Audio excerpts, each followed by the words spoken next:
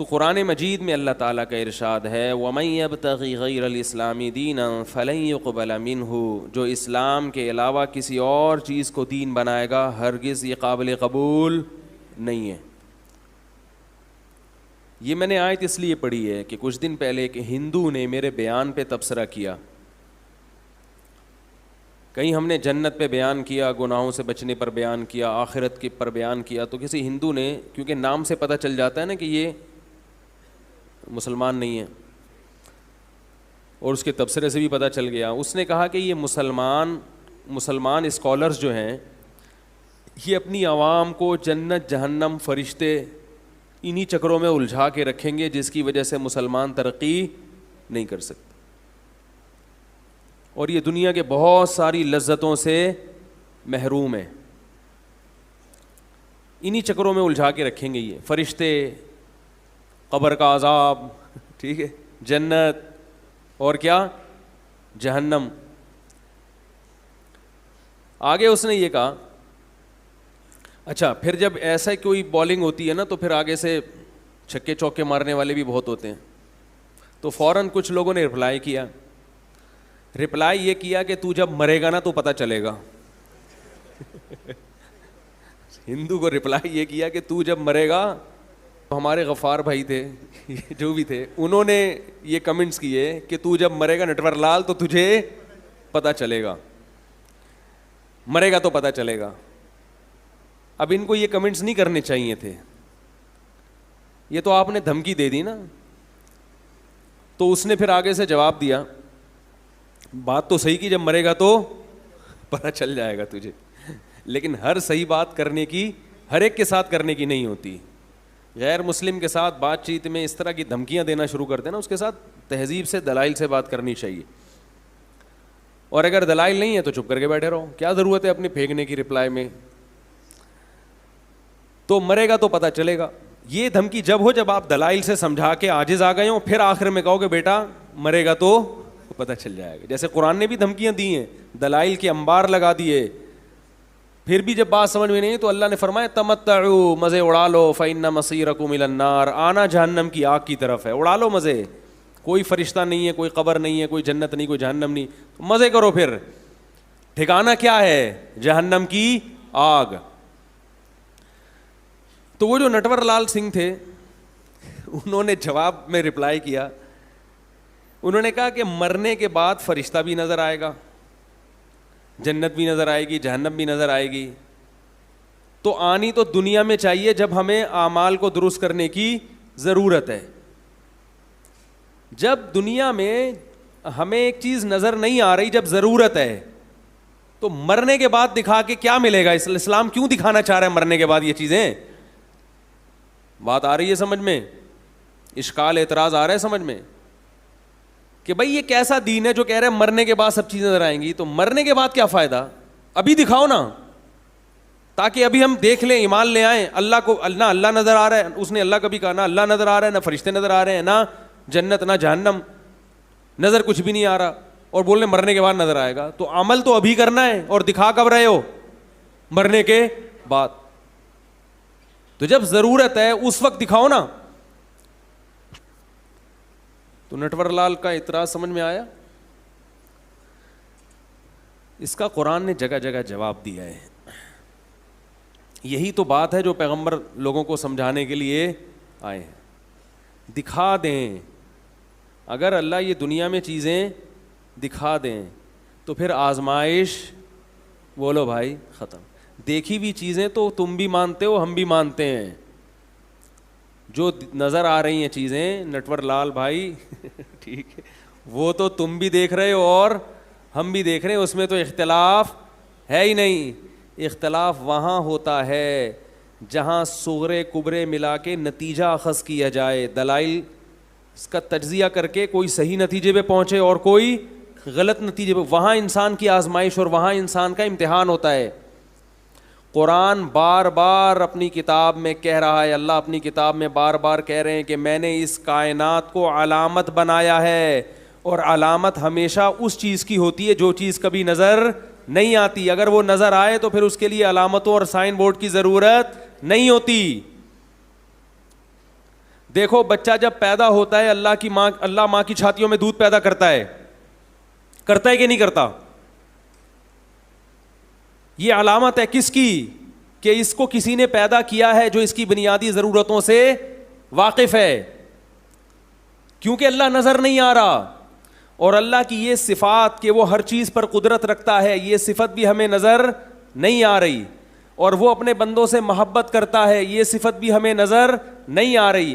تو اللہ نے اپنے وجود کو ثابت کرنے کے لیے ایک علامت لگائی ہے, سائن بورڈ, کہ اسے دیکھ کر مجھ پر ایمان لاؤ. ان میں ایک نشانی کیا ہے؟ ادھر بچے کی پیدائش ہوئی, ادھر ماں کی چھاتیوں میں دودھ پیدا ہو گیا. کیا یہ خود بخود ہو رہا ہے؟ یہ جو ماں کے پیٹ میں اور ماں کے جسم میں ایسے سافٹ ویئر ڈل گئے ہیں کہ ادھر بچہ پیدا ہوا, پہلے ماں روٹی کھا رہی تھی, اس سے گوشت بنتا, اس سے خون بنتا. ادھر ماں نے روٹی کھانا شروع کی, فوراً بچے کی پیدائش پہ کیا تبدیلی آئی ہے؟ دودھ بننا شروع ہو گیا. یہ خود بخود ہو رہا ہے. یہ سائن بورڈ ہے, علامت ہے, جو آپ کو بار بار بتائے گا کہ اس بچے کو کوئی بنانے والا ہے. اور ایسے پروگرام جو ماں کے پیٹ میں داخل ماں میں انسٹال کر دیے, اس کا یہ کوئی پروگرامر ہے, یہ خود سے نہیں ہو رہا. آپ ایک کمپیوٹر میں ایف کا بٹن دباتے ہیں کی بورڈ پہ تو ایف لکھ کر آتا ہے ورڈ پیڈ پہ, آتا ہے کہ نہیں آتا؟ یہ خود بخود ہو رہا ہے. یہ کمپیوٹر کو اتنی سمجھ خود بخود پیدا ہو گئی, یقیناً اس میں کسی سائنسدان نے پروگرامنگ کی ہے, اس میں ونڈو کو انسٹال کیا گیا ہے, اس میں پورا سیٹ اپ لگایا گیا ہے. خدا کی قسم ایف کا بٹن دبانے سے سامنے ایف لکھ کر آ جائے, یہ اتنا پیچیدہ سسٹم نہیں ہے. بچے کی پیدائش ہوتے ہی روٹی سے دودھ بننا شروع ہو جائے, اللہ کی قسم یہ مشین کمپیوٹر سے کروڑ گنا زیادہ پیچیدہ ہے. تبھی آج تک بڑے بڑے ذہین سائنسدانوں نے کمپیوٹر تو ایجاد کر لیا, مگر ایسی مشین ایجاد نہیں کی اب تک کہ وہ بچہ پیدا کرے اور اس کی چھاتیوں میں دودھ پیدا ہو جائے فوراً.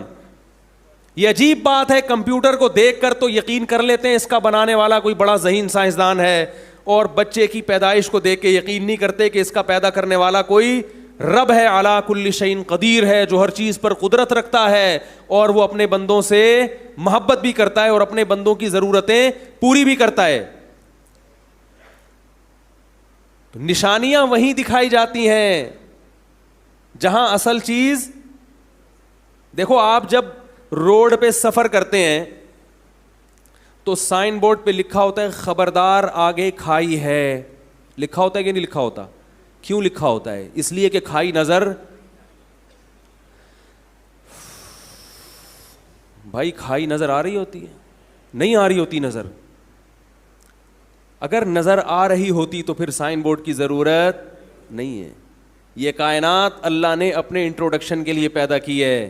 اگر اللہ ہمیں نظر آ رہا ہوتا اور اللہ نے اپنے آپ کو دکھانا ہی ہوتا تو پھر اللہ کو انٹروڈیوس کرانے کی ضرورت نہیں تھی اپنے آپ کو,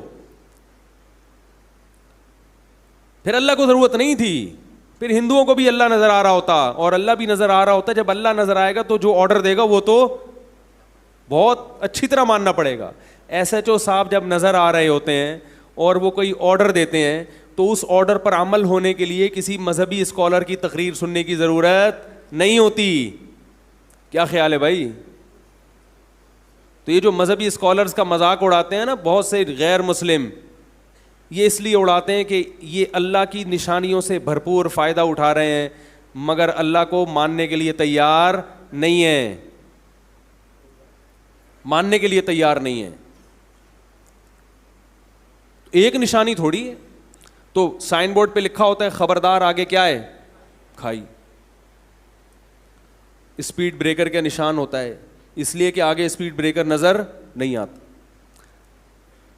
نشانی کیوں لگائی ہوتی ہے؟ کہ جب نظر آئے گا تو پھر بریک کا ٹائم بولو بھائی نہیں ہوگا. جب نظر آئے گا تو بریک کا ٹائم, اسی وجہ سے تو نشانی لگائی جاتی ہے. اللہ نے اس کائنات میں اپنی وجود کے لیے اور اپنی قدرت کے لیے, اپنی نشانوں کے لیے کروڑ سائن بورڈ لگا دیے ہیں. یہ بتایا کہ ان تمام اس سائن بورڈ کو دیکھ کر اللہ پہ یقین نہیں آتا تو یہ والا سائن بورڈ دیکھ لو, سوکھے چارے سے ہم کیسے گائے کے تھنوں سے چکنا گاڑا دودھ نکالتے ہیں تمہارے لیے. یہ سائن بورڈ نظر نہیں آتا. سورج کو دیکھو زمین سے 9 لاکھ گنا بڑا, کروڑوں سال گزر چکے ہیں اور ایسی انرجی پھینک رہا ہے. کہتے ہیں 1 سیکنڈ میں سورج جو انرجی پھینکتا ہے وہ ہزاروں لاکھوں ایٹم بموں کی سے جو انرجی خارج ہوتی ہے نا, اس سے زیادہ انرجی 1 سیکنڈ میں سورج خارج کر دیتا ہے. اتنا ایندھن اس میں کہاں سے آ رہا ہے, اور کتنے تناسب سے اللہ نے اس کو زمین کو اس کے گرد گھمایا ہے, اور کتنے کروڑوں سال سے مشرق سے نکلتا ہے اور مغرب میں غروب ہو جاتا ہے. للشمس ينبغي لها ان تدرك القمر ولا الليل سابق النهار. فرمایا نہ دن رات سے پہلے آتی ہے اور نہ سورج اور چاند آپس میں ٹکراتے ہیں. کل فی فلک یسبحون, ہر ایک اپنے دائرے میں تیرتا ہوا چلا جا رہا ہے. اتنے بڑے بڑے جسم کے ستارے اور سیارے پیدا کر دیے, لٹو کی طرح ان کو گھما دیا اس نے. یہ کیا ہے, اللہ کی کیا ہے یہ نشانی ہے بھائی. اولم یروا الی الطیر فوقہم صافات ویقبضن, فرمایا ان پرندوں کو نہیں دیکھتے کیسے اپنا بیلنس اور توازن قائم کر کے ہواؤں میں اڑ رہے ہیں. اگر کوئی شخص یہ کہے ہوائی جہاز کے بارے میں, اڑتا ہوا ہوائی جہاز جا رہا ہو, اس میں ایک بیلنس ہوتا ہے نا بھائی. ہوائی جہاز میں, پلین میں جب آپ بیٹھتے ہیں, پلین جب ہوا میں اڑتا ہے تو اس کی باڈی کو ایک خاص کیلکولیشن سے بنایا گیا ہوتا ہے کہ اتنی اسپیڈ میں یہ اڑے گا تو اس کی دم کیسی ہو, اس کا جو آگے سے سر ہے وہ کیسا ہو, پر کتنے لمبے ہوں. آپ اگر جہاز کے پر چھوٹے کر دیں تو گر جائے گا, ضرورت سے زیادہ بڑے کر دیں تو نقصان ہوگا. کوئی ایک چیز بھی ہوائی جہاز کی باڈی میں ایسی نہیں ہوتی جو غیر ضروری ہو پوری. اور یہ بڑے بڑے انجینئروں کی محنت ہوتی ہے, اور یہ ہزاروں سال کی انسان کی محنت ہے, اس کے بعد جا کے اس نے ہوائی جہاز کو ہوا میں اڑایا ہے. ایک بیلنس چاہیے, لیکن پھر بھی وہ اپنی مرضی سے نہیں اتر سکتا, اس کو رن وے چاہیے, بہت ساری چیزیں اس کو چاہیے اڑنے کے لیے.